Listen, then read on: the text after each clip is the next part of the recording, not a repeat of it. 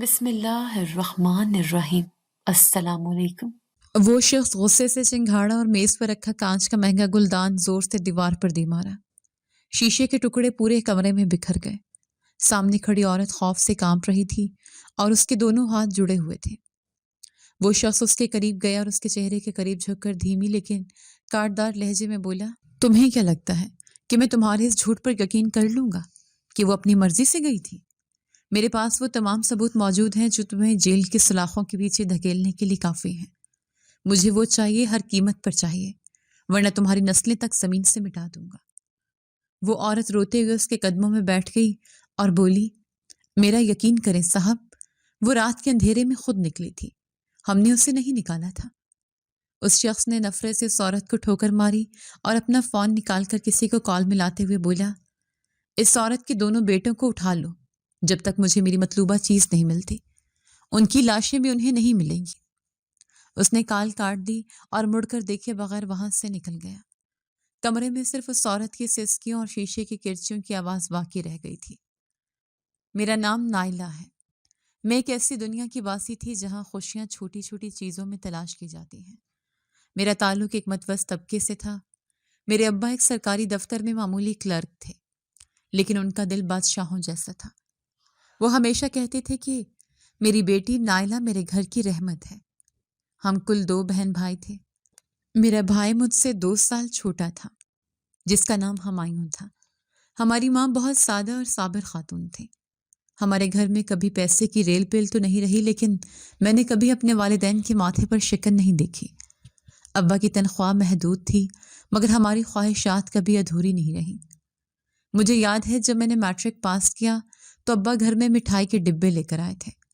وہ اس قدر خوش تھے جیسے میں نے کوئی قلعہ فتح کر لیا ہو۔ اماں نے کہا بھی کہ سنیے، ابھی تو میٹرک ہوا ہے، خرچہ ہاتھ روک کر کریں۔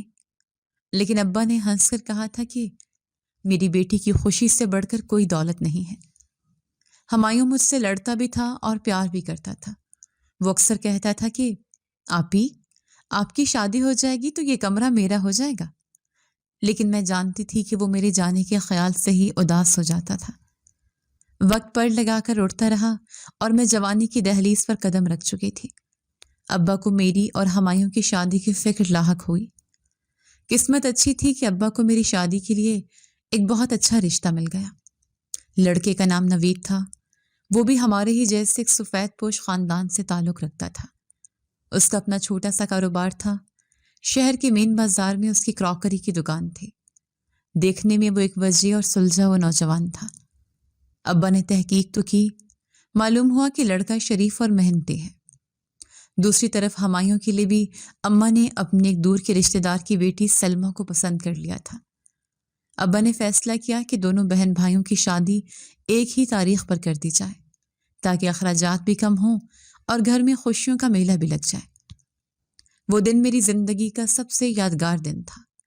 ایک طرف میں سرخ جوڑے میں دلہن بنی بیٹھی تھی اور دوسری طرف میرا بھائی صحرا سجائے دلہا بنا ہوا تھا۔ رخصتی کے وقت ابا نے میرے سر پر ہاتھ رکھا تو ان کی آنکھوں میں آنسو تھے اور وہ صرف اتنا بول سکے کہ نائلہ بیٹا، ہمیشہ خوش رہنا اور اپنے گھر کو جنت بنانا۔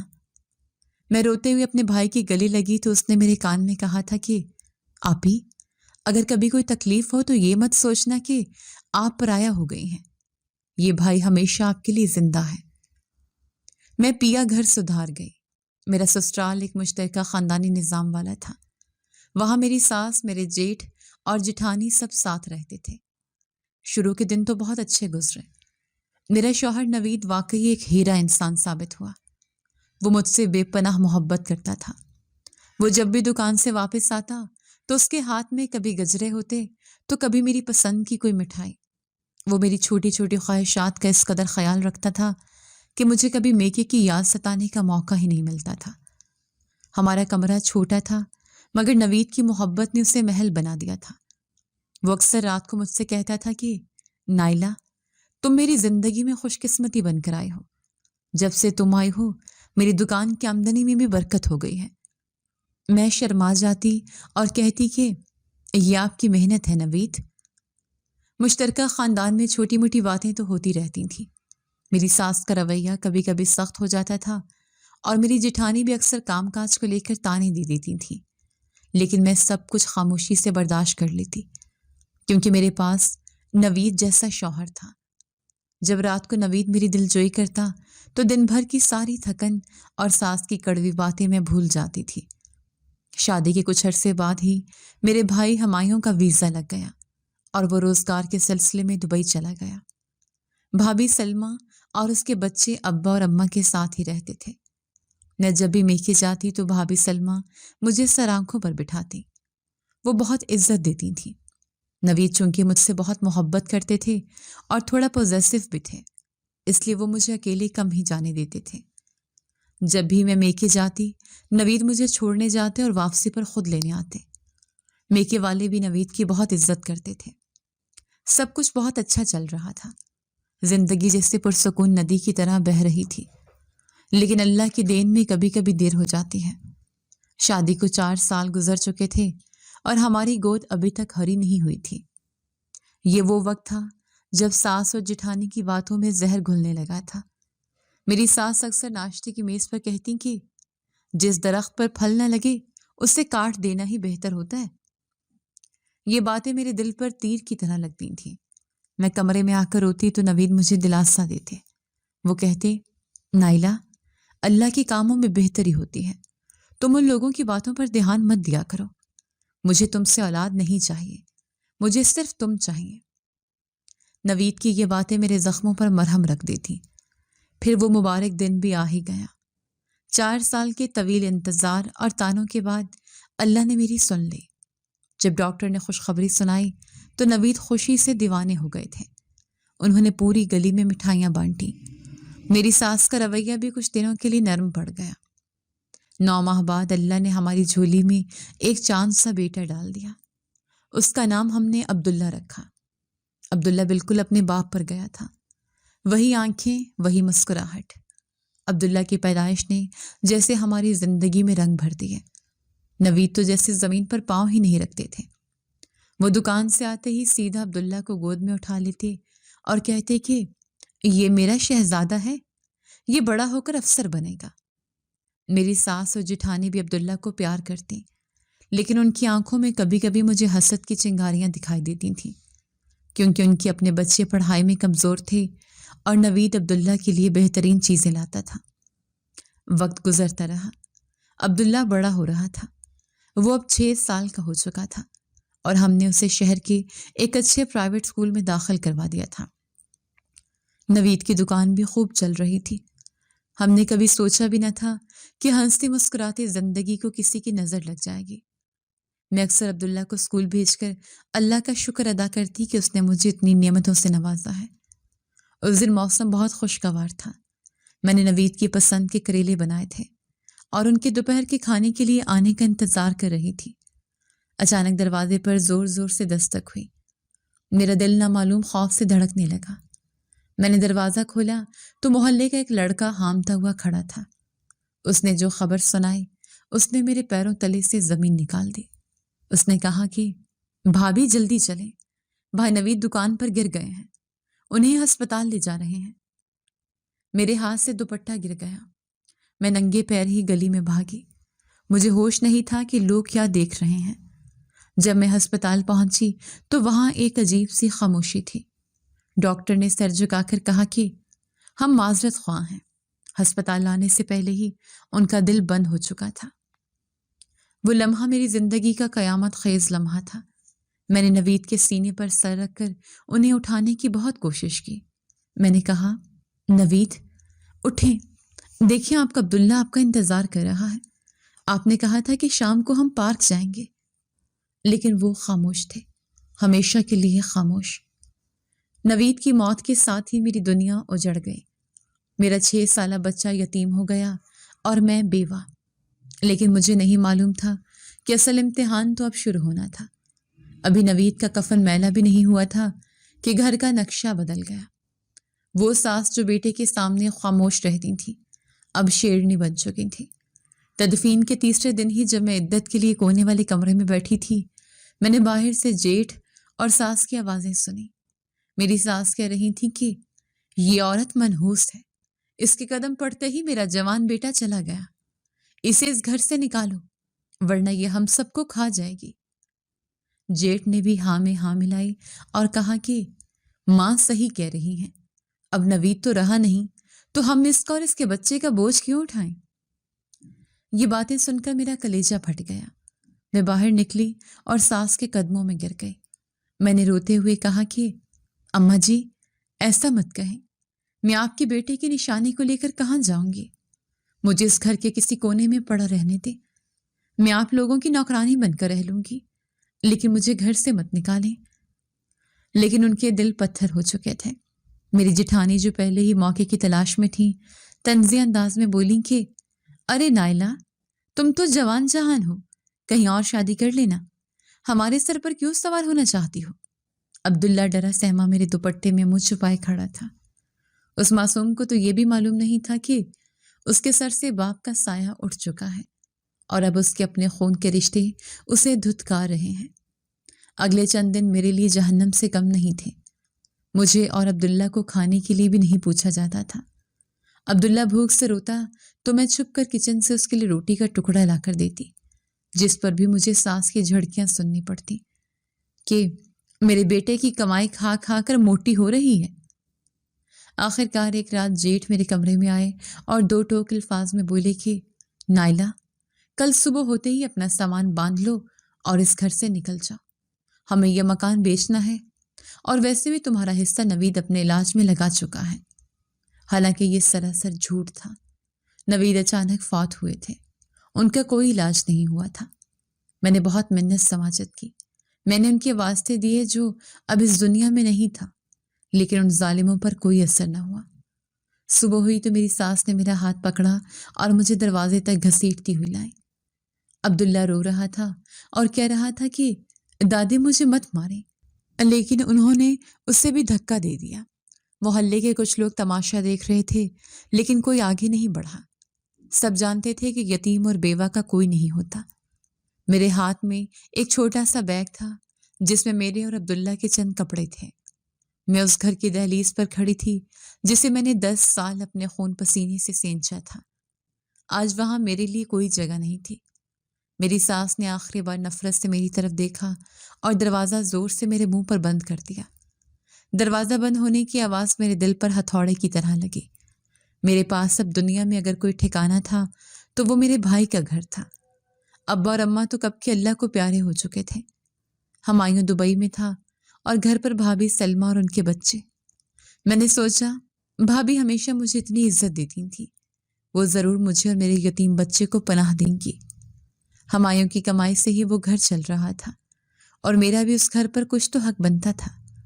یہی سوچ کر میں نے عبداللہ کا ہاتھ تھاما اور اپنے میکے کی طرف چل پڑی۔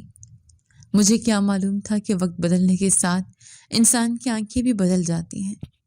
راستے بھر عبداللہ مجھ سے پوچھتا رہا کہ امی ہم کہاں جا رہے ہیں؟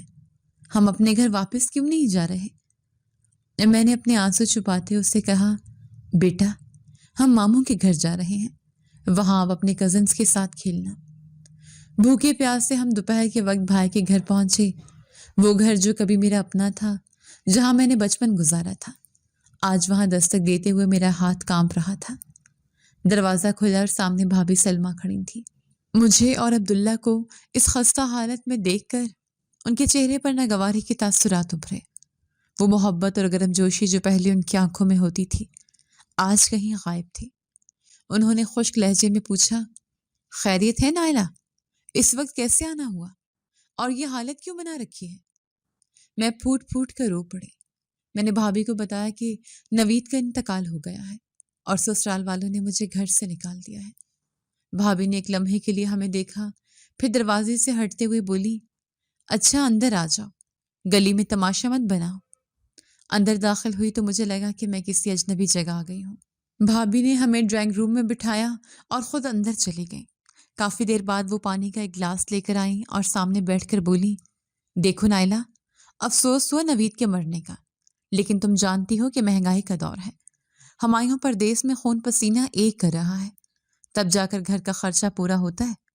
اب تم اور تمہارا بیٹا یہاں رہو گے تو خرچہ ڈبل ہو جائے گا۔ میں حیران رہ گئی کہ یہ وہی بھابھی ہیں جو میرے آنے پر صدقے واری جاتی تھی۔ میں نے دبی آواز میں کہا، بھابھی میں آپ پر بوجھ نہیں بنوں گی، میں کوئی سلائی کڑھائی کا کام کر لوں گی، بس مجھے چھت کا سایہ دے دیں، میرا اس دنیا میں بھائی کے سوا کوئی نہیں ہے۔ بھابھی نے منہ بناتے ہوئے کہا، چلو اب آ گئی ہو تو رہ لو، لیکن مجھے گھر میں فالتو بیٹھ کر کھانے والی لوگ پسند نہیں ہیں، اور ہاں اپنے اس بیٹے کو سمجھا دینا کہ میرے بچوں کی چیزوں کو ہاتھ نہ لگائے۔ اس دن سے میری زندگی کا ایک نیا اور کربناک باب شروع ہوا۔ میں جو کبھی اس گھر کی لاڈلی بیٹی تھی، اب ایک انچاہی مہمان بن گئی تھی۔ بھابھی سلمہ نے پہلے ہی دن سے مجھ پر کاموں کا بوجھ ڈال دیا۔ گھر کی صفائی، کپڑے دھونا، کھانا پکانا سب میرے ذمہ تھا۔ میں صبح سویرے اٹھتی اور رات گئے تک کام کرتی۔ اس کے باوجود بھابھی خوش نہیں ہوتی تھی۔ وہ کھانے کے وقت مجھے اور عبداللہ کو بچا کچا کھانا دیتی اور خود بچوں کے ساتھ اچھا کھانا کھاتی۔ عبداللہ جو نازوں سے پلا تھا اب سہما سہما رہتا تھا۔ بھابھی کے بچے اسے مارتے اور اگر وہ روتا تو بھابھی الٹا عبداللہ کو ہی ڈانٹتی اور مجھے سناتی کہ اپنے اس یتیم کو تمیز سکھاؤ ورنہ میرے گھر سے دفع ہو جاؤ۔ میں خون کی گھونٹ پی کر رہ جاتی۔ میں ہمایوں کو فون کرنا چاہتی تھی لیکن بھابھی نے مجھ سے میرا فون بھی لے لیا تھا اور گھر کا فون بھی لاک کر دیا تھا۔ میں مکمل طور پر قید ہو کر رہ گئی تھی۔ کئی بار راتوں کو جب عبداللہ بھوک سے روتا تو میں اسے پانی پلا کر سلاتی اور خود جائے نماز پر بیٹھ کر اللہ سے شکوہ کرتی کہ یا اللہ، کیا میرا جرم صرف یہ ہے کہ میں بیوہ ہوں؟ کیا میرے بچے کا قصور صرف یہ ہے کہ اس کا باپ مر گیا ہے؟ بھابھی کا ظلم دن بدن بڑھتا جا رہا تھا۔ وہ مجھے نوکرانیوں کی طرح ٹریٹ کرتی تھی۔ اکثر مجھے اور عبداللہ کو زمین پر سونا پڑتا تھا۔ ابھی مجھے یہاں آئے چند ہفتے ہی ہوئے تھے کہ ایک دن عبداللہ کھیلتے ہوئے بھابھی کے بیٹے سے ٹکرا گیا اور اس کے ہاتھ سے کانچ کا گلاس گر کر ٹوٹ گیا۔ آواز سنتے ہی بھابھی کمرے سے باہر نکلی اور انہوں نے آؤ دیکھا نہ تاؤ عبداللہ کو زور سے تھپڑ مار دیا۔ عبداللہ گر گیا اور اس کا ہونٹ پھٹ گیا۔ میں تڑپ کر آگے بڑھی اور عبداللہ کو اٹھایا۔ میں نے روتے ہوئے کہا، بھابھی بچہ ہے، غلطی ہو گئی، آپ نے اسے مارا کیوں؟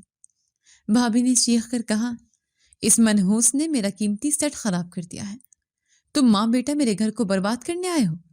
خبردار جو میرے سامنے زبان چلائے، آج گلاس توڑا ہے کل کو چوری بھی کرے گا۔ میں نے کہا، میرا بیٹا چور نہیں ہے۔ اس پر بھابھی نے میرا بازو مڑوڑا اور مجھے دھکا دیتے ہوئے بولی، اگر اتنی ہی غیرت ہے تو نکل کیوں نہیں جاتی یہاں سے؟ کیوں میرے شوہر کے ٹکڑوں پر پل رہی ہو؟ میں نے اس وقت تو خاموشی اختیار کر لی لیکن مجھے اندازہ ہو گیا تھا کہ اب پانی سر سے گزرنے والا ہے۔ مجھے نہیں معلوم تھا کہ میری قسمت نے ابھی مزید ٹھوکریں لکھی ہیں اور بہت جلد وہ وقت آنے والا ہے جب مجھے اس چھت سے بھی محروم ہونا پڑے گا۔ بھابھی سلمہ کے گھر میں میرے دن کسی قیدی کی طرح گزر رہے تھے۔ میں ہر وقت اسی امید پر تھی کہ بھائی کا فون آئے گا تو میں اسے سب سچ سچ بتا دوں گی کہ میرے ساتھ یہاں کیا سلوک ہو رہا ہے۔ ایک دن فون کی گھنٹی بجی تو میرا دل زور سے دھڑکا۔ میں کچن میں برتن دھو رہی تھی اور بھابھی کمرے میں تھی۔ میں نے جلدی سے ہاتھ صاف کیا اور فون کی طرف لپکی۔ میں نے ریسیور اٹھایا ہی تھا کہ دوسری طرف سے ہمایوں بھائی کی آواز آئی، ہیلو، کون ہے؟ بھائی کی آواز سنتے ہی میرے حلق میں آنسوؤں کا گولہ اٹک گیا۔ میں نے بمشکل کہا، بھائی میں نائلہ ہوں۔ میری آواز میں اتنا درد تھا کہ اگر وہ سامنے ہوتے تو شاید مجھے گلے لگا لیتے۔ بھائی نے چونک کر پوچھا، نائلہ تم کیسی ہو؟ میری بہن اور بھابھی اور بچے سب کیسے ہیں؟ میں منہ کھول کر اپنی ببتا سنانے ہی والی تھی کہ اچانک میرے پیچھے سے ایک ہاتھ آیا اور مجھ سے ریسیور چھین لیا گیا۔ میں نے مڑ کر دیکھا تو بھابھی سلمہ غضبناک نظروں سے مجھے گھور رہی تھی۔ انہوں نے فون کان سے لگایا اور اپنی آواز میں مصنوعی مٹھاس کھولتے ہوئے بولی، ارے ہمایوں، نائلہ بس ابھی نہانے گئی تھی، یہ تو کام والی تھی جسے میں نے فون اٹھانے سے منع کیا تھا۔ آپ فکر نہ کریں، نائلہ اور عبداللہ بالکل ٹھیک ہیں اور بہت خوش ہیں۔ میں حیرت سے بھابھی کا منہ دیکھتی رہ گئی کہ کوئی اتنی صفائی سے جھوٹ کیسے بول سکتا ہے۔ بھابھی نے بھائی سے چند منٹ بات کی اور پھر زور سے فون بند کر کے میری طرف بڑھی۔ انہوں نے میری بازو سے پکڑ کر مجھے جھنجھوڑا اور دانت پیستے ہوئے بولی، اگر تم نے ہمایوں کو میرے خلاف ایک لفظ بھی کہا تو میں تمہارے بیٹے کی ٹانگیں توڑ دوں گی۔ سمجھی تم؟ میرے شوہر کو میرے خلاف کرنے کی کوشش مت کرنا۔ میں سہم کر پیچھے ہٹ گئی۔ عبداللہ ڈر کے مارے میرے پیچھے چھپ گیا۔ میں نے روتے ہوئے کہا، بھابھی میں تو بس بھائی کی آواز سننا چاہتی تھی۔ بھابھی نے نفرت سے کہا، اپنی آواز اسے سنانے کی ضرورت نہیں ہے، جاؤ جا کر کپڑے دھو۔ میں خاموشی سے وہاں سے ہٹ گئی، لیکن اس دن مجھے یقین ہو گیا کہ اب اس گھر میں میرا رہنا مشکل نہیں، ناممکن ہو چکا ہے۔ عبداللہ روز بروز کمزور ہوتا جا رہا تھا، اسے ٹھیک سے کھانا نہیں ملتا تھا۔ ایک رات وہ بھوک سے بلک رہا تھا، مجھ سے اس کی تڑپ دیکھی نہ گئی۔ میں ہمت کر کے بھابھی کے کمرے کے پاس گئی۔ دروازہ تھوڑا کھلا تھا۔ میں نے اندر جھانکا تو دیکھا کہ بھابھی اور ان کے بچے مزے سے بروسٹ کھا رہے تھے اور ہنس رہے تھے۔ میرے پیٹ میں بھوک کے مڑوڑ اٹھے، لیکن میں نے اپنی ممتا کو مار کر دروازے پر دستک دی۔ بھابھی نے مڑ کر دیکھا تو ان کے ماتھے پر بل پڑ گئے۔ وہ چبا چبا کر بولی، اب کیا مصیبت ہے تمہیں؟ چین سے کھانا بھی نہیں کھانے دیتی؟ میں نے ہاتھ جوڑ کر کہا، بھابھی میں اپنے لیے نہیں مانگ رہی، میرا عبداللہ 2 دن سے بھوکا ہے، خدا کے لیے اسے ایک روٹی دے دے۔ بھابھی غصے سے اٹھ کھڑی ہوئی، وہ چلتی ہوئی میرے پاس آئیں اور مجھے دھکا دیا۔ وہ چیخ کر بولی، تم دونوں ماں بیٹا میرے لیے عذاب بن گئے ہو، روز روز کی بھیک نہیں چلے گی میرے گھر میں۔ اگر تمہارا شوہر نہیں ہے تو جاؤ سڑک پر بیٹھ کر بھیک مانگو، پر دوبارہ ہمارے دروازے پر مت آنا۔ یہ الفاظ میرے دل پر خنجر کی طرح چلے۔ میں نے روتے ہوئے کہا، بھابھی میں کہاں جاؤں گی؟ یہ میرے بھائی کا گھر ہے، میرا بھی حق ہے۔ بھابھی نے میرا گریبان پکڑا اور مجھے گھسیٹتے ہوئے مین گیٹ کی طرف لے گئے۔ عبداللہ روتا ہوا میرے پیچھے بھاگا، امی امی چھوڑ دے میری امی کو۔ بھابھی نے گیٹ کھولا اور اتنے زور سے باہر دھکا دیا کہ میں سڑک پر جا گری۔ میرے گھٹنے چھل گئے اور خون رسنے لگا۔ اس کے بعد انہوں نے عبداللہ کو بھی میری طرف اچھال دیا اور چیخ کر بولی، دفع ہو جاؤ یہاں سے اور اپنی منحوس شکل مجھے دوبارہ مت دکھانا، اگر دوبارہ یہاں آئے تو میں کتے چھوڑ دوں گی۔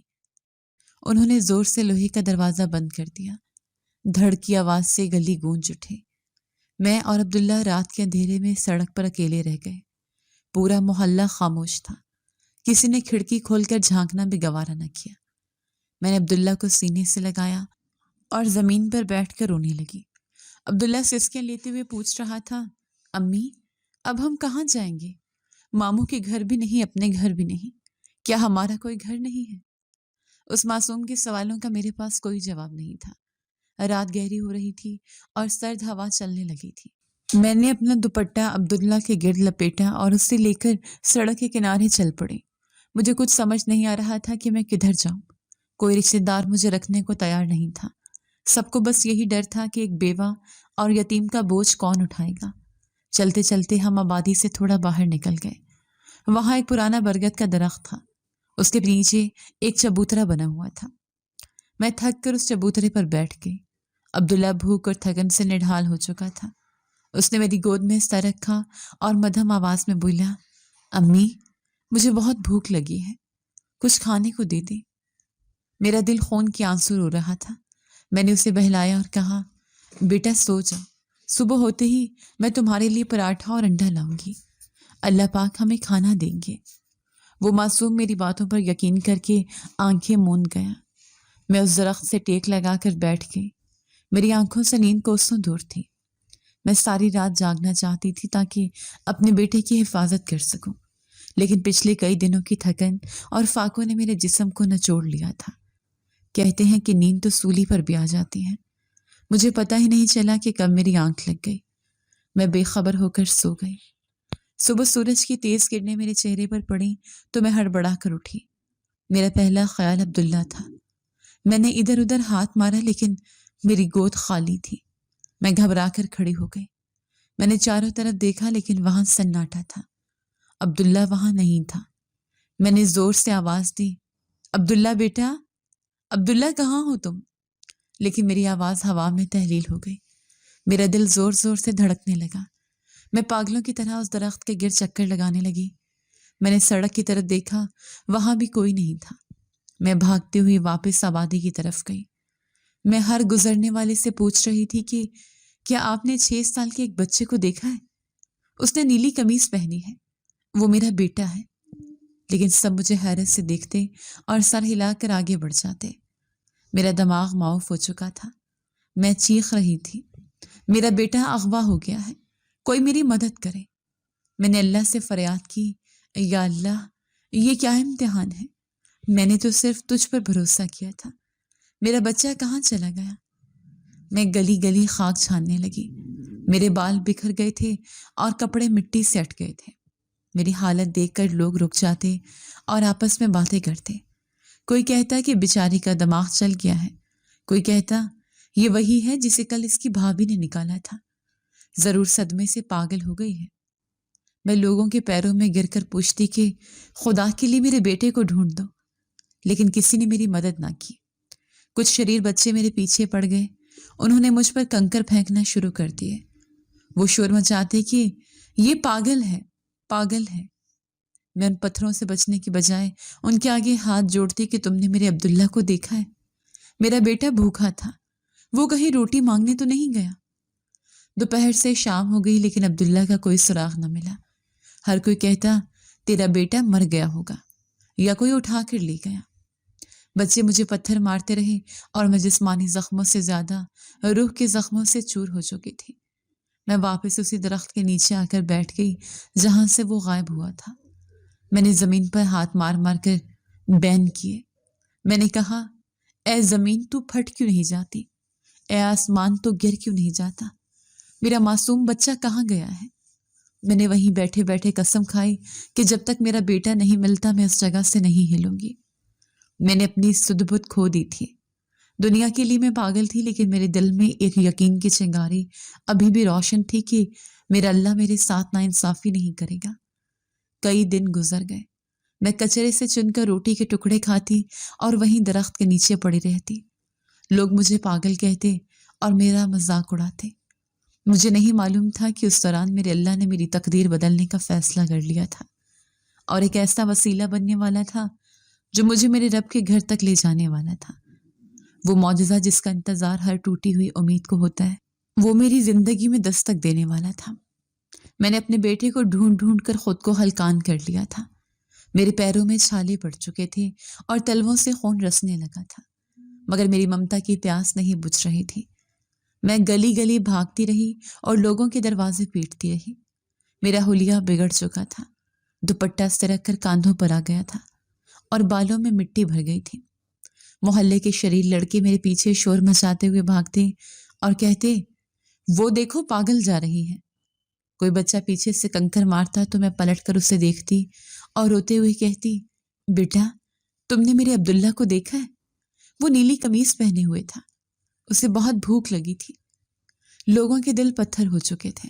کوئی دکاندار مجھے دکان کے آگے سے دھتکار دیتا اور کہتا، چلو بھاگو یہاں سے، گاہک خراب مت کرو۔ میں نے ایک عورت کے پیر پکڑ لیے اور گڑ گڑا کر کہا، باجی آپ بھی تو ماں ہیں، میرا دکھ سمجھیں، میرا بچہ اغوا ہو گیا ہے، میری مدد کریں۔ اس عورت نے حقارت سے اپنا پیر چھڑایا اور بولی، ارے ہٹو یہاں سے، لگتا ہے صدمے سے دماغ چل گیا۔ وہ مجھے پاگل سمجھ رہے تھے، مگر میں ان پتھروں سے اتنی زخمی نہیں ہوئی تھی جتنا ان لفظوں سے زخمی ہوئی تھی جن کے وار اپنوں اور غیروں نے مل کر کیے تھے۔ میں جب تھک کر چور ہو گئی اور جسم میں مزید چلنے کی سکت نہ رہی تو لڑکھڑاتی ہوئی شہر کے بڑے دربار پر جا پہنچی۔ وہاں لنگر بٹ رہا تھا۔ بھوک میرے پیٹ میں آگ لگا رہی تھی، لیکن حلق سے نوالا نہیں اتر رہا تھا۔ میں کونے میں دیوار سے ٹیک لگا کر بیٹھ گئی اور آنکھیں بند کر لی۔ میرے کانوں میں ابھی بھی عبداللہ کی آواز گونج رہی تھی کہ امی مجھے بھوک لگی ہے۔ میں وہیں بیٹھی رہی، دن رات کا ہوش نہ رہا۔ زائرین آتے مجھے کچھ پیسے دینے کی کوشش کرتے، لیکن میں ہاتھ جھٹک دیتی اور چیخ کر کہتی، مجھے پیسے نہیں چاہیے، مجھے میرا بیٹا لا دو۔ میرا یہ حال دیکھ کر وہاں کا خادم میرے پاس آیا اور نرمی سے بولا، مائی تم کتنے دنوں سے یہاں بیٹھی ہو، گھر کیوں نہیں جاتی؟ میں نے ویران آنکھوں سے اسے دیکھا اور کہا، میرا کوئی گھر نہیں ہے، میرا گھر میرا بیٹا تھا جو کھو گیا ہے۔ اسی دوران ایک بڑی گاڑی دربار کے باہر آ کر رکی۔ اس میں سے ایک سوٹڈ بوٹڈ ادھیڑ عمر شخص اترا۔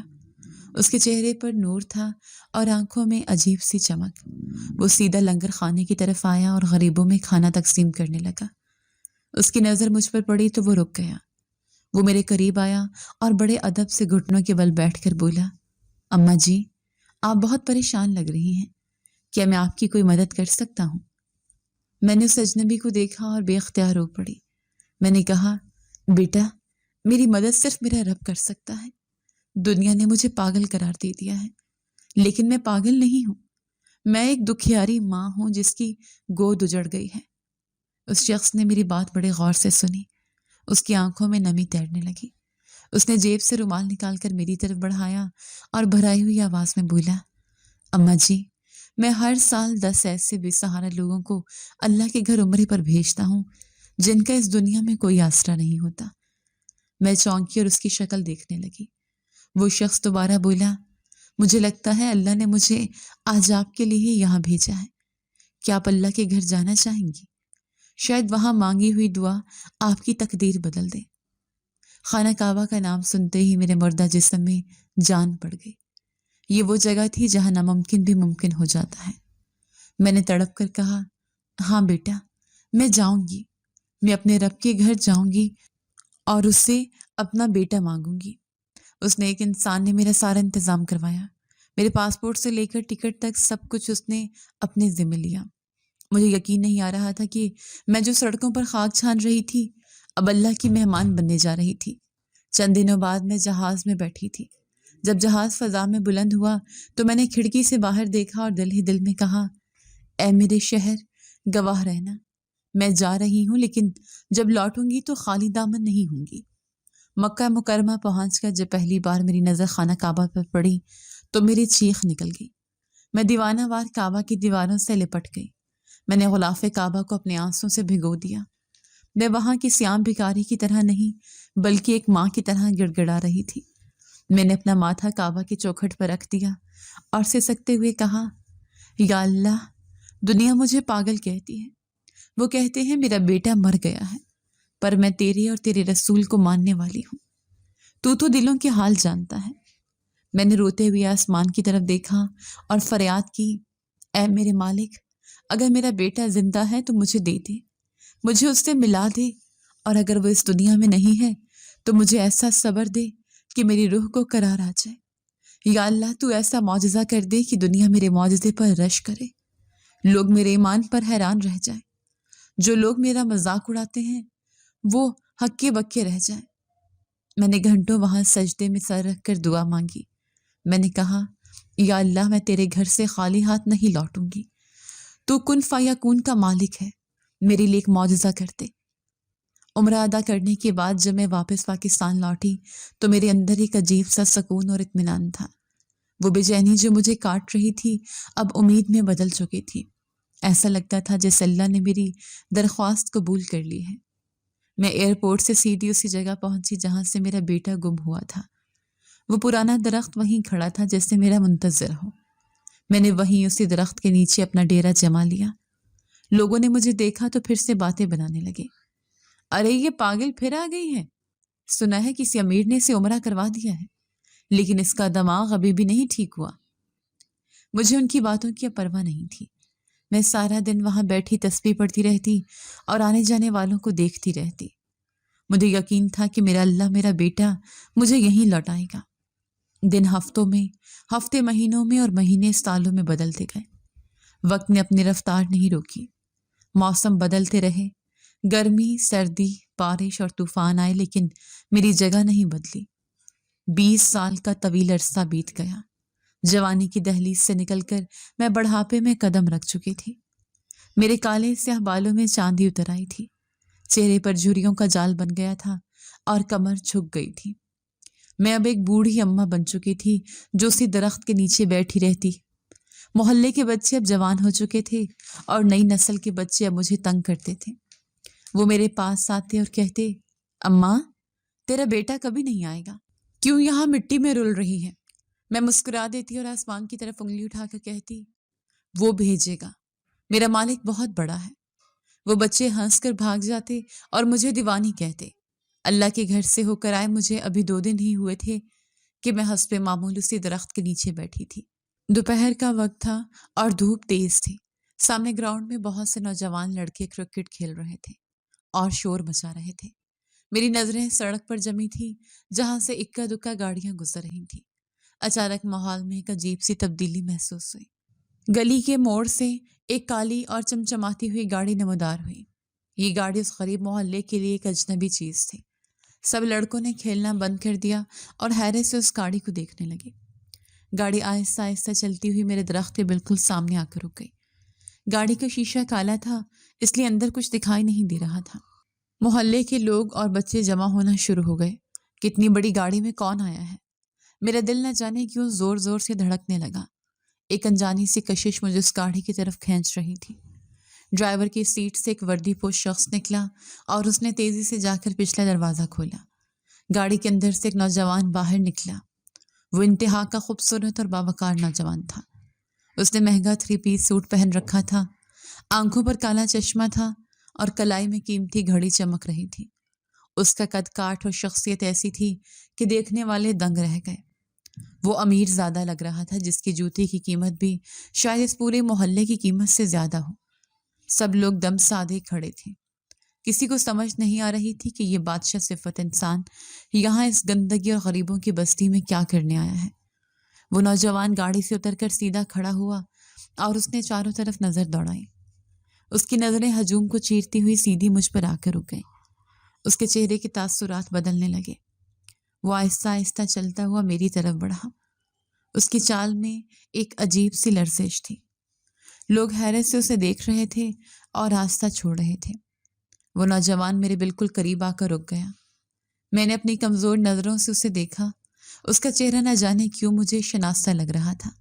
اس کی آنکھیں، اس کی پیشانی، سب کچھ ایسا تھا جیسے میں نے اسے صدیوں پہلے دیکھا ہو۔ وہ شخص اچانک سب کے سامنے اپنی قیمتی پینٹ کی پرواہ کیے بغیر میرے قدموں میں بیٹھ گیا۔ مٹی اور گرد سے اس کا سوٹ خراب ہو رہا تھا، لیکن اس سے کوئی ہوش نہیں تھا۔ اس نے کانپتے ہاتھوں سے میرے میلے اور جھریوں بھرے ہاتھ تھام لیے۔ اس کی آنکھوں سے چشمہ ہٹ چکا تھا اور وہاں آنسوں کا سیلاب امڑ آیا تھا۔ اس نے میرے ہاتھوں کو دیوانہ وار چومنا شروع کر دیا۔ اس کے آنسو میرے ہاتھوں پر گر رہے تھے۔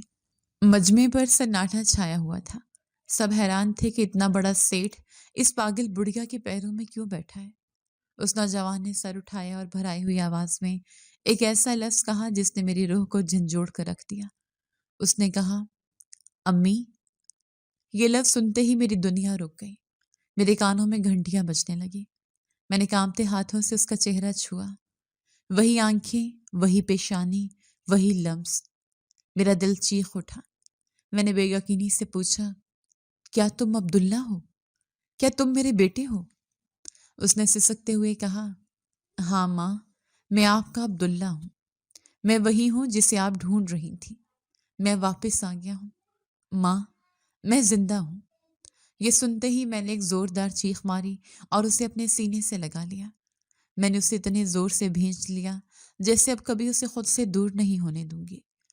میں پاگلوں کی طرح اس کا ماتھا چوم رہی تھی اور کہہ رہی تھی، میرا عبداللہ، میرا بیٹا، تم اتنے بڑے ہو گئے، کہاں تھے تم؟ میں مر گئی تھی تمہارے بنا۔ آس پاس کھڑے تمام لوگ پتھر کے ہو چکے تھے۔ وہ لوگ جو مجھے برسوں سے پاگل کہہ رہے تھے، آج ان کی آنکھیں کھلی کی کھلی رہ گئی تھیں۔ حقیقت میں جو میرا بیٹا گم ہوا تھا وہ مجھے مل گیا تھا۔ وہ مرا نہیں تھا بلکہ ایک شہزادہ بن کر لوٹا تھا۔ عبداللہ نے مجھے سہارا دے کر کھڑا کیا۔ اس نے دوبارہ مجھے گلے سے لگایا اور روتے ہوئے بولا، بہت اذیت سہ لی آپ نے ماں، اب بس، اب آپ کے دکھوں کے دن ختم ہو گئے۔ اب آپ یہیں سڑک پر نہیں رہیں گی، آپ میرے ساتھ میرے محل میں رہیں گی۔ میں نے حیرت سے اس کی طرف دیکھا اور پوچھا، لیکن بیٹا، یہ سب کیسے ہوا؟ تم اس رات کہاں چلے گئے تھے؟ تم اتنے امیر کیسے ہو گئے؟ اور تمہیں کیسے پتا چلا کہ میں یہاں ہوں؟ عبداللہ نے میرے آنسو پونچھے اور مجمع کی طرف ایک نظر ڈال کر مجھے گاڑی میں بٹھایا۔ جب ہم گاڑی میں بیٹھ گئے تو اس نے میرا ہاتھ اپنے ہاتھ میں لے کر وہ کہانی سنانی شروع کی جو کسی معجزے سے کم نہیں تھی۔ اس نے بتایا کہ اماں، اس رات میں بھوک کی شدت سے جب آپ کے پاس سے اٹھ کر گیا تھا تو میں راستہ بھٹک گیا تھا۔ میں روتا ہوا دور نکل گیا تھا۔ مجھے کوڑے کے ڈھیر پر کچھ کھانا نظر آیا۔ میں وہ اٹھا کر کھا رہا تھا کہ ایک گاڑی وہاں رکی۔ اس میں ایک امیر آدمی سوار تھا۔ اس نے مجھے کوڑے سے کھانا کھاتے دیکھا تو اس کا دل پسیج گیا۔ وہ میرے پاس آیا اور پوچھا، بیٹا تم کون ہو؟ کہاں سے آئے ہو؟ میں نے اسے بتانے کی کوشش کی، لیکن میں بہت چھوٹا تھا اور راستہ بھول چکا تھا۔ اس نے مجھے بہت پوچھا لیکن میں کچھ نہ بتا سکا۔ وہ شخص مجھے اپنے ساتھ لے گیا۔ یہاں تک بتا کر عبداللہ ایک لمحے کے لیے رکا اور پھر اس نے ایک ایسی بات کہی جس نے مجھے چونکا دیا۔ اس نے کہا، ماں، وہ شخص بے اولاد تھا۔ اس نے مجھے اپنا بیٹا بنا لیا۔ اس نے میری پرورش کی، مجھے بہترین اسکولوں میں پڑھایا۔ اس نے مجھے اپنا نام دیا۔ وہ اس شہر کا سب سے بڑا بزنس مین تھا۔ اس نے اپنی ساری جائیداد اور کاروبار میرے نام کر دیا۔ آج میں جس مقام پر ہوں اسی شخص کی وجہ سے ہوں۔ میں دم بخود اس کی باتیں سن رہی تھی، لیکن میرے ذہن میں ایک سوال کھٹک رہا تھا کہ اگر وہ اتنا امیر تھا تو اس نے مجھے ڈھونڈنے کی کوشش کیوں نہیں کی؟ عبداللہ نے جیسے میرا سوال پڑھ لیا۔ وہ بولا، ماں، میں نے کبھی آپ کو نہیں بھلایا۔ آپ کی تصویر میری آنکھوں میں نقش تھی۔ جب میں بڑا ہوا تو میں نے سب سے پہلے آپ کا ایک سکیچ بنوایا۔ میں نے اپنی ساری دولت اور وسائل آپ کو ڈھونڈنے میں لگا دیے۔ میں پچھلے 5 سال سے آپ کو تلاش کر رہا تھا اور آج میں کامیاب ہو گیا۔ اللہ نے میری دعا سن لی۔ میں نے آسمان کی طرف دیکھا اور اللہ کا شکر ادا کیا۔ میرا یقین جیت گیا تھا۔ دنیا ہار گئی تھی، لیکن ابھی ایک اور راز کھلنا باقی تھا۔ ایک ایسا راز جو میری زندگی کی سب سے بڑی حیرت بننے والا تھا، اور جس کا تعلق اس معجزے سے تھا جو میں نے کعبہ کے سامنے مانگا تھا۔ گاڑی خاموشی سے ایک بہت بڑے بنگلے کی گیٹ میں داخل ہو رہی تھی۔ میری آنکھیں کھلی کی کھلی رہ گئیں۔ یہ بنگلہ نہیں بلکہ ایک محل تھا جس کے در و دیوار سے عمارت جھلک رہی تھی۔ عبداللہ نے میرا ہاتھ تھام رکھا تھا، جیسے اسے ڈر ہو کہ میں کہیں دوبارہ غائب نہ ہو جاؤں۔ گاڑی پورچ میں رکی تو کئی ملازم بھاگتے ہوئے آئے۔ عبداللہ نے بڑے فخر سے دروازہ کھولا اور مجھے باہر نکالا۔ میں نے ڈرتے ڈرتے پوچھا، بیٹا، یہ کس کا گھر ہے؟ ہم یہاں کیوں آئے ہیں؟ عبداللہ نے میرے ہاتھوں کو بوسہ دیا اور مسکراتے ہوئے بولا، اماں، یہ آپ کا گھر ہے، یہ سب کچھ آپ کا ہے۔ میں نے حیرت سے اس کی طرف دیکھا۔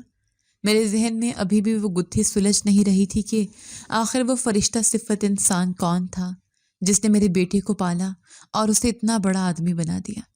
میں نے عبداللہ سے پوچھا، بیٹا، مجھے اس عظیم انسان سے ملواؤ جس نے تجھے پالا ہے۔ میں اس کے پیر دھونا چاہتی ہوں۔ میں اس کا شکریہ ادا کرنا چاہتی ہوں کہ اس نے ایک یتیم کو سہارا دیا۔ عبداللہ کی آنکھوں میں ایک عجیب سی چمک ابھری۔ وہ مجھے لے کر اندر داخل ہوا اور ڈرائنگ روم کی طرف بڑھا۔ سامنے ویل چیئر پر ایک بزرگ شخص بیٹھے تھے جن کی کمر ہماری طرف تھی۔ عبداللہ نے آواز دی، بابا جان، دیکھیں، میری تلاش ختم ہو گئی، میں اپنی جنت لے آیا ہوں۔ وہ بزرگ شخص آہستہ سے مڑے اور جیسے ہی میری نظر ان کے چہرے پر پڑی، میرے منہ سے بے اختیار چیخ نکل گئی۔ میں پتھر کی بت کی طرح اپنی جگہ جم گئی۔ یہ وہی چہرہ تھا، وہی نورانی بشر۔ میں ہکلاتے ہوئے بولی، عبداللہ، یہ تو وہی ہے۔ عبداللہ نے مسکراتے ہوئے کہا، ہاں اماں، یہ وہی فرشتہ ہیں جنہوں نے آپ کو دربار سے اٹھایا تھا اور عمرے پر بھیجا تھا۔ یہ میرے منہ بولے باپ سیٹھ وقار ہے۔ میرا دماغ چکرا گیا۔ میں نے لرزتی آواز میں سیٹھ صاحب سے پوچھا، بھائی صاحب، آپ نے مجھے عمرے پر بھیجا، لیکن آپ نے مجھے بتایا کیوں نہیں کہ میرا بیٹا آپ کے پاس ہے؟ سیٹھ وقار کی آنکھوں میں آنسو آ گئے۔ انہوں نے ہاتھ جوڑ کر کہا، بہن، میں گناہ گار ہوں۔ میں نے عبداللہ کو سڑک سے اٹھایا تھا۔ مجھے نہیں معلوم تھا کہ یہ کس کا بیٹا ہے۔ میں بے اولاد تھا، اس لیے میں نے اسے اپنا خون سمجھ کر پالا۔ جب یہ بڑا ہوا اور اس نے آپ کا خاکہ بنوایا تو ہم نے آپ کی تلاش شروع کی۔ میں ہر سال دربار پر اسی امید سے جاتا تھا اور وہاں بیٹھی دکھیاری ماں کو عمرے پر بھیجتا تھا کہ شاید ان میں سے کوئی عبداللہ کی ماں ہو، یا شاید کسی کی دعا سے عبداللہ کو اس کی ماں مل جائے۔ میں پھوٹ پھوٹ کر رو پڑی۔ مجھے آج وہ پہلا منظر یاد آ گیا جب میں نے دربار پر دعا مانگی تھی۔ یہ وہی معجزہ تھا جس کی میں نے تمنا کی تھی۔ اللہ نے کیسا کھیل رچایا تھا۔ جس شخص نے مجھے اللہ کے گھر بھیجا وہی میرے بیٹے کا پالنے والا تھا۔ میری تلاش تو اسی دن ختم ہو گئی تھی جس دن میں خانہ کعبہ پہنچی تھی۔ عبداللہ نے مجھے گلے لگا لیا اور بولا، اماں، یاد ہے آپ کو وہ واقعہ جب ایک شخص ایک عورت پر چیخ رہا تھا اور اس کے بیٹوں کو اٹھانے کی دھمکی دے رہا تھا؟ میں نے حیرت سے اسے دیکھا۔ اس نے کہا، وہ شخص میں ہی تھا۔ وہ عورت ایک جھوٹی نرس تھی جو مجھ سے پیسے بٹورنے آئی تھی اور کہہ رہی تھی کہ وہ آپ کے بارے میں جانتی ہے۔ میں پاگل ہو چکا تھا آپ کی جدائی میں۔ میں ہر اس شخص کا گلا دبوچنے کو تیار تھا جو مجھے آپ سے دور رکھ رہا تھا۔ آج میرا غصہ، میرا جنون سب ختم ہو گیا کیونکہ آپ مل گئی۔ اس کے بعد میری زندگی کسی خواب کی طرح گزرنے لگی۔ سیٹھ وقار نے اپنی ساری جائیداد پہلے ہی عبداللہ کے نام کر دی تھی۔ میں اس محل میں کسی ملکہ کی طرح رہنے لگی۔ عبداللہ نے میری ہر خواہش کو حکم کا درجہ دیا۔ چند ماہ بعد ہی عبداللہ نے میری پسند کی ایک نہایت نیک سیرت لڑکی سے شادی کر لی۔ میری بہو مجھے سگی ماں سے زیادہ چاہتی تھی۔ عبداللہ مجھ سے پوچھے بغیر آج بھی کوئی کام نہیں کرتا۔ وہ صبح آفس جانے سے پہلے میرے کمرے میں آتا ہے، میرے پاس زمین پر بیٹھتا ہے اور میرا ماتھا اور ہاتھ چوم کر جاتا ہے۔ وہ کہتا ہے کہ ماں، تمہارے قدموں کی دھول میری کامیابی کی ضمانت ہے۔ گھر کے تمام ملازم میری ایک آواز پر دوڑ پڑتے ہیں۔ میں اکثر سوچتی ہوں کہ وہ رات جب میں سڑک پر بھیک مانگنے پر مجبور تھی اور آج یہ دن کہ دنیا میری مٹھی میں ہے، یہ صرف میرے رب کا کرم ہے۔ ایک دن میں نے عبداللہ سے کہا، بیٹا مجھے میرے پرانے محلے لے کر چلو۔ عبداللہ مجھے وہاں لے گیا۔ ہم اسی گلی میں گئے جہاں میری بھابھی کا گھر تھا۔ وہ گھر اب کھنڈر بن چکا تھا، دروازے کی رنگت اڑ چکی تھی۔ میں نے گاڑی رکوائی اور ملازم کو بھیج کر پتہ کروایا۔ معلوم ہوا کہ بھابھی سلمہ کی حالت بہت بری ہے۔ ہمایوں بھائی کا انتقال ہو چکا تھا۔ بھابھی کے دونوں بیٹے جنہیں وہ بڑے نازوں سے پالتی تھیں اور میرے عبداللہ کو مارتے تھے، وہ دونوں نشے کی لت میں مبتلا ہو کر برباد ہو چکے تھے۔ گھر میں کھانے کو دانے نہیں تھے۔ بھابھی اب خود لوگوں کے گھروں میں کام کر کے پیٹ پالتی تھیں۔ عبداللہ کو جب یہ پتہ چلا تو اس کا چہرہ غصے سے سرخ ہو گیا۔ اس نے کہا، اماں، اس عورت نے ہمیں سردی میں سڑک پر پھینکا تھا۔ آج میں اس کا گھر خرید کر اسے سڑک پر پھینکوں گا تاکہ اسے احساس ہو کہ بے بسی کیا ہوتی ہے۔ میں نے عبداللہ کا ہاتھ پکڑ لیا اور نفی میں سر ہلایا۔ میں نے کہا، نہیں بیٹا، ہم وہ نہیں کریں گے جو اس نے کیا۔ اگر ہم نے بھی وہی کیا تو ہم میں اور اس میں کیا فرق رہ جائے گا؟ اللہ نے ہمیں عزت دی ہے تو ہمیں معاف کرنا سیکھنا چاہیے۔ بدلہ لینا انسان کا کام ہے لیکن معاف کرنا اللہ کی صفت ہے۔ میں نے عبداللہ کو حکم دیا کہ بھابھی کے گھر کا راشن بھجواؤ اور ان کے بیٹوں کا علاج کرواؤ۔ عبداللہ نے میری بات مان لی۔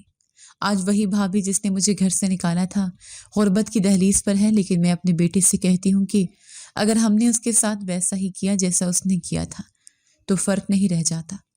میں آج بھی اس کی مدد کرتی ہوں۔ اس کے دونوں بیٹے نشئی نکلے ہیں۔ یہ سب دیکھ کر میرا ایمان اور پختہ ہو جاتا ہے۔